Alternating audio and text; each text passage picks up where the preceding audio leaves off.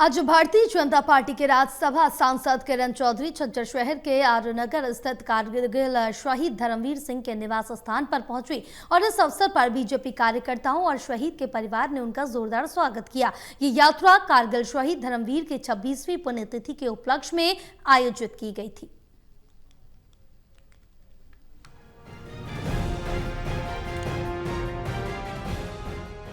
Bharatiya Janata party की राज्यसभा सांसद किरण चौधरी झज्जर शहर के आर्यनगर स्थित कारगिल शहीद धर्मवीर सिंह के निवास स्थल पर पहुंची। आपको बता दें कि सांसद किरण चौधरी ने शहीद धर्मवीर सिंह की पुण्यतिथि पर उनके फोटो के सामने पुष्प अर्पित किए और उन्हें श्रद्धांजलि अर्पित की। इस दौरान सांसद ने शहीद के परिवार से मुलाकात की और उनका हालचाल पूछा। उन्होंने शहीद के परिवार के उज्जवल भविष्य की कामना की। सांसद ने कहा कि हमारे सैनिकों की बदौलत हम आज सुरक्षित और स्वतंत्र हैं और यह देश के लिए शहादत देना एक गर्व की बात है।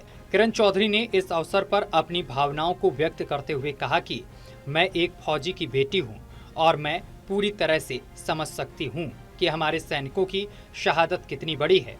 मेरे पिताजी हमेशा कहा करते थे कि देश के लिए शहादत देना सिर्फ उनके भाग्य में है जिनके कर्म श्रेष्ठ होते हैं। कांग्रेस पार्टी के संगठन को लेकर पूछे गए सवाल पर भाजपा सांसद ने कहा, संगठन संगठन संगठन, यह शब्द सुनते सुनते मेरे कानों से बाहर निकलने लगे हैं।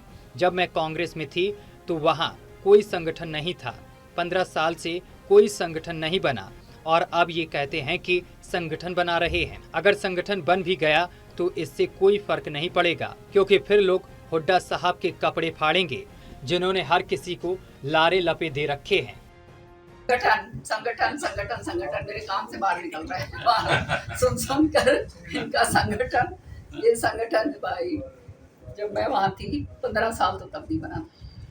अब कह रहे हैं अब बन रहा है। इनका बने या ना बने एक ही बात रहती है, क्योंकि बन गया तो हुड्डा साहब की मुश्किल, वो बाकी जो है उनके कपड़े लत्ते पाड़ेंगे, क्योंकि सबको जो है वो कर रखा है, लारे लपे दे रखे हैं, भाई तने बनाओगे इस तरह से करके।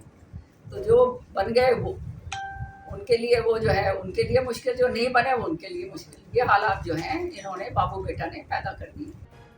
किरण चौधरी का यह दौरा न केवल शहीद धर्मवीर सिंह को श्रद्धांजलि अर्पित करने का एक मौका था, बल्कि कांग्रेस की नीतियों और भाजपा सरकार की योजनाओं पर भी एक गहरी टिप्पणी थी। उनके शब्दों ने यह साबित कर दिया कि भाजपा सरकार ने राज्य में युवाओं के लिए कई सकारात्मक बदलाव किए और वे इस दिशा में आगे भी कार्य करती रहेंगी। झज्जर से टोटल टीवी न्यूज के लिए योगेंद्र सैनी की रिपोर्ट।